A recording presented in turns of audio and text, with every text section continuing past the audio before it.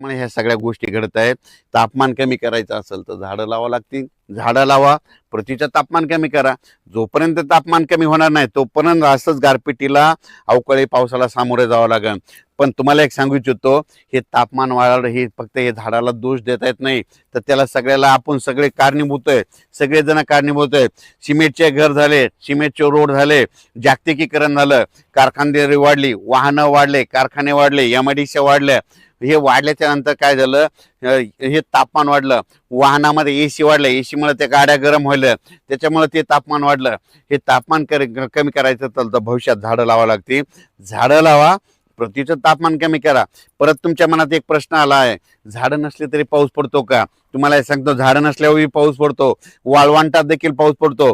पण पाऊस असा पडतो जगातून पाणी वाचल्यासारखा. जितकी झाडं जास्त तितका पाऊस रिमझिम पडतो. तुम्ही बघा पुणे महाबळेश्वरचा पाऊस कसा असतो, रिमझिम असतो. खूप झाडं आहेत. आपल्याकडे झाडं नसल्यामुळं म्हणून भविष्यामध्ये झाडं लावा लागते. झाडं लावा, पृथ्वीचं तापमान कमी करा. परत एक शेतकऱ्याला सांगतो,